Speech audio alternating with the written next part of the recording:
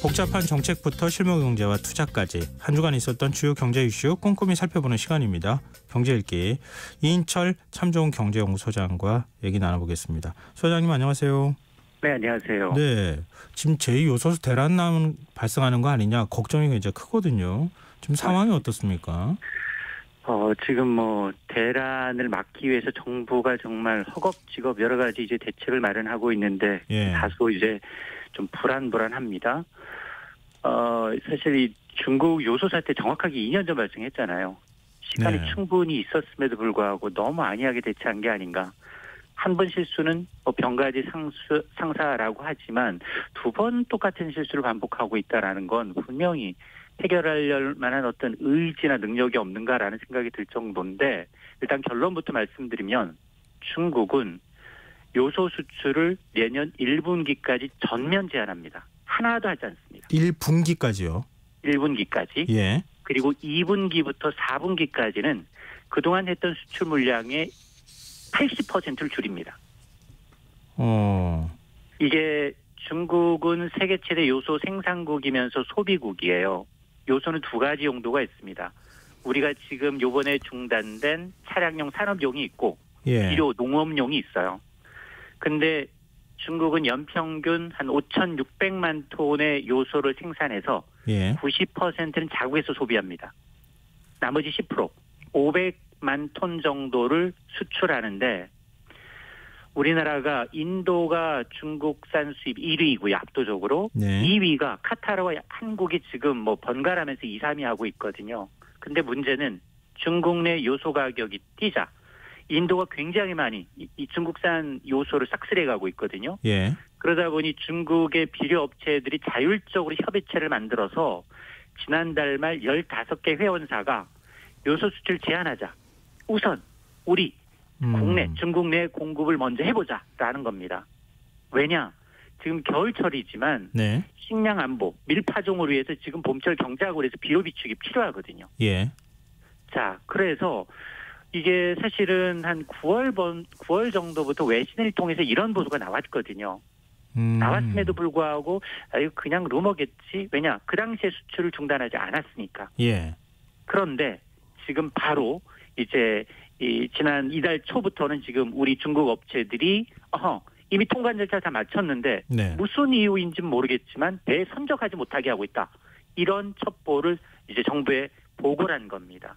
사실 내막을 파악해 보니 중국 정부는 의도적으로 특정한 국가를 겨냥한 조치는 아니다. 업체들의 자율적인 조치다라는 건데요. 결국 내년부터 자율적으로 수출 쿼터제를 시행하는데 1분기까지는 제로 수출, 그리고 하반기에도 전체 물량의 8분의 1 줄여서 20%가량만 수출하겠다라는 겁니다. 좀 걱정이 되는데요. 산업부는 근데 재고가 충분하다 이런 입장 아닙니까?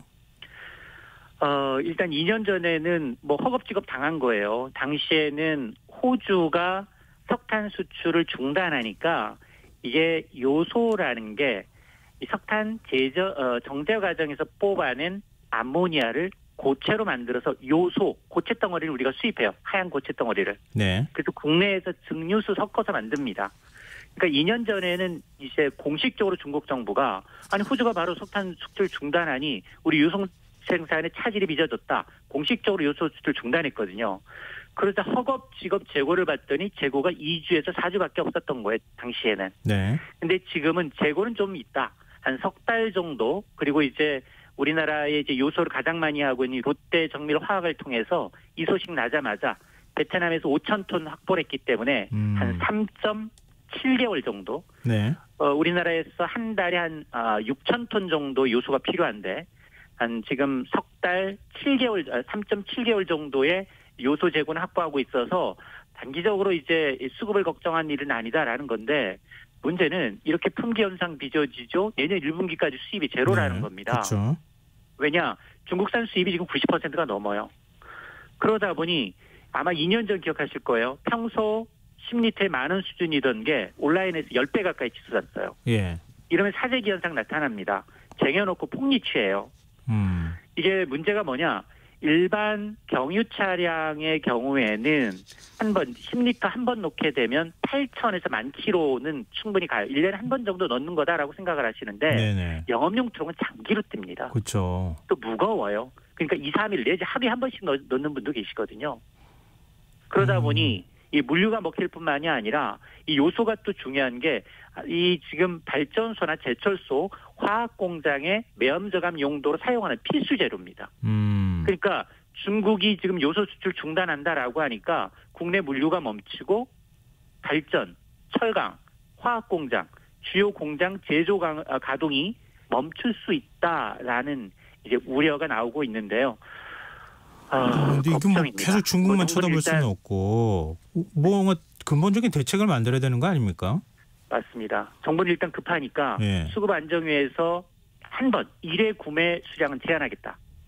그리고 중국 EH에서 이제 업체들이 이제 들여오게 되면 운송비 일부를 지원하겠다라는 긴급 처방을 내놨어요. 네. 근데 이제 문제는 뭐냐? 요소만이 문제가 아니잖아요. 중국은 지금 우리의 전략적 자원을 목을 쥐고 있는 게 너무 많습니다. 예.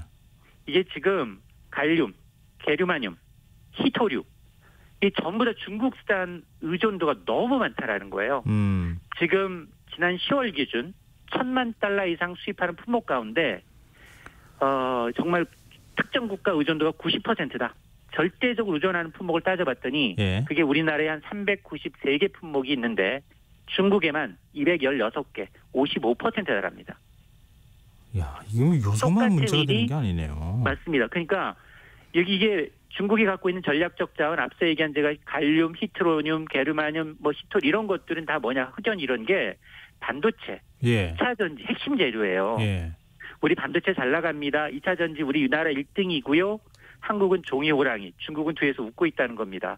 야, 내가 목리 부리면 한국은 언제나 끌어다니는 데야. 이렇고 있다는 거예요. 이건 정말 다각도로 정부가 대책을 좀 만들어야 될 필요가 있겠다는 생각이 드네요. 자, 비트코인 얘기 좀 해볼까요? 지금 대표적인 가상자산 비트코인 가격이 뭐 금값도 뛴다고 하더니 6천만 원을 넘어섰어요. 그렇습니다. 이게 44,000달러. 국내 거래소에서 6천만 원 오늘 넘겼습니다. 비트코인 가격 4만 달러 돌파한 게 2022년 11월이었고요. 아마 연초에 특히 이제 국내 자산 거래소에서 6천만 원 넘었는데 전고점이 2021년 11월에 있어요. 그때 원화로 8,800만 원을 육박했습니다. 그게 1년 후 정확하게 1년 후 2022년 11월에 2,100만 원까지 떨어졌어요. 근데 정확하게 1년 후 지금 6천만 원입니다. 이거 누가 이렇게 비트코인 상승을 견인했느냐? 한국인이에요. 한국 사람들이 비트코인 이렇게 많이 사니까? 최근까지 비트코인 거래에 사용된 각종 이제 법정 통화를 분석해 보니까 그동안 늘 달러화가 1등이었거든요. 달러화가 1등이 되는 건 미국인도 샀지만 전 세계 달러로 거래를 하니까. 근데 원화 비율이 1등입니다. 41%로 미국 달러화를 제쳤어요. 그래서 제가 늘 이런 가상자산 얘기할 때 저는 주말을 조심하십시오. 주중보다 주말 상승세가 훨씬 커요. 주중에는 주식시장이 열리니까 이제 관심이 조금 분산되지만 주말은 할 게 없어요. 그러니까 이 기간 동안 한국에 이제 가상자산 끌어올린 사람이 누구냐? 세계인이 아니라 엘살바도르가 아니라 법정통화를 속한 한국인이 끌어올렸다는 겁니다. 아니 그러니까 왜 이렇게 그러면 사들이는 겁니까? 크게 이유 세 가지입니다. 일단 비트코인은 미국에서 비트코인 현물 ETF 승인 기대감이에요. 이게 뭐냐? 사실 비트코인을 추정하는 상장지수 펀드 기대감인데 선물은 이미 2년 전에 상당히 돼 있습니다. 근데 선물이라는 건 비트코인 선물은 선수들끼리 기관들의 전유물이라면 비트코인 현물이라는 건 주식처럼 개인들이 투자가 가능합니다. 유동성이 늘어난다는 얘기고요. 개인이 현물 ETF, 비트코인 ETF를 매수하게 되면 운용사는 매수 주문이 들어오면 반드시 비트코인을 현물로 구매해야 합니다. 그러니까 이제 유동성이 더 많아지는 거죠. 이게 한마디로 비트코인이 제도권 금융으로 들어온다는 건데 이걸 지금까지는 미증권거래위원회가 번번이 승인을 거절했어요. 그런데 블랙록이라는 최대 자산 운용사를 비롯해서 13개 운용사가 이 번번이 승인이 안 나니 로비하고 있습니다. 전 미국이 로비 천국이거든요. 저렇게 무기 살상화가 개인 총기 소유가 막히지 않은 이유 로비 때문이거든요. 그래서 로비가 가장 무섭고요. 또 하나 이유는 뭐냐? 비트코인 반감기가 돌아오고 있어요. 4년마다 반감기가 돌아오면 채굴자 보상으로 해서 발행되는 코인이 절반으로 줄어듭니다. 근데 역사적으로 3번 반감기를 거쳤는데 그때마다 비트코인 가격은 껑충껑충 뛰었습니다. 적게는 5배, 8배까지 뛰었어요. 그럼 앞으로 세 번째가 금리 인하 기대감이에요. 네네. 달러 약세. 비트코인이 2021년 사상 최고치 찍을 당시에도 풍부한 유동성이 문제였거든요. 근데 지금 최근에 미국의 물가, 고용지표, 소비지표 감안하게 되면 예. 내년 금리 인하 기대감이 높아지고 있어요. 그러다 보니 이런 것들이 맞물리다 보니까 굉장히 이 버블이 커지고 있는 겁니다. 그러면은 뭐 이미 비트코인 가격이 오를 만한 환경은 조성됐다고 봐야 되는데 지금 이미 6천만 원이잖아요. 예. 더 오릅니까? 이게 역으로 생각해 보면 돼요. 비트코인 현물 ETF 승인되면 누가 돈을 벌까요? 자산운용사, 증권사들이 스스로 떼돈을 법니다.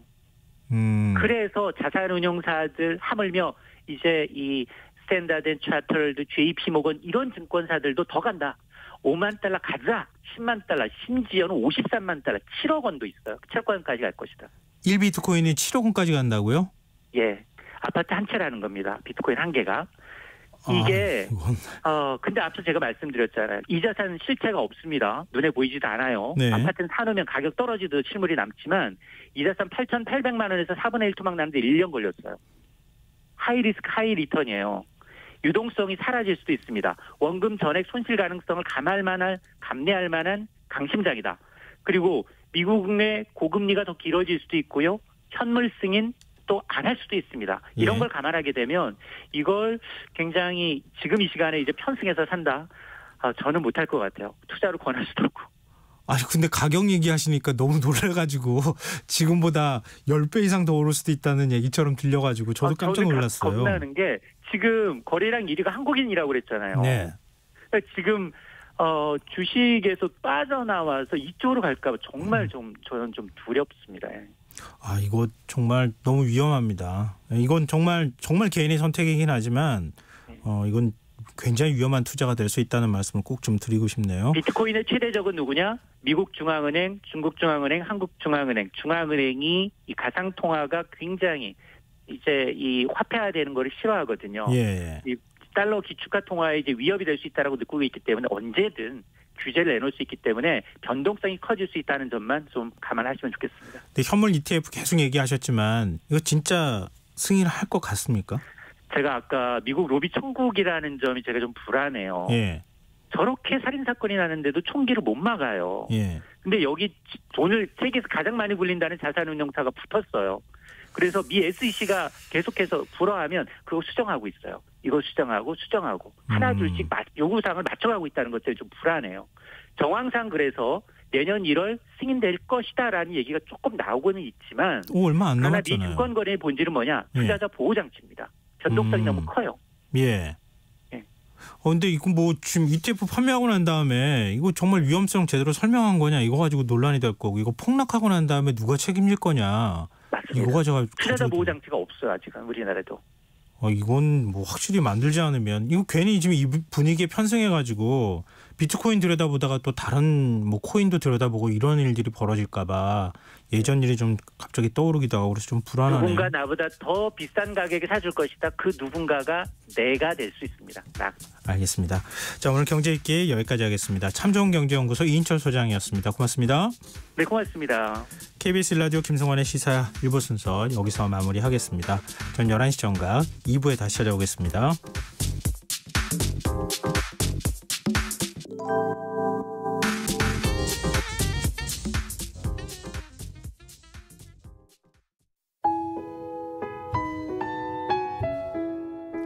청취자 여러분, 위기가정을 찾아주세요. 어려운 경제 상황 속에서 긴급한 경제적 지원이 필요한데도 복지 사각지대에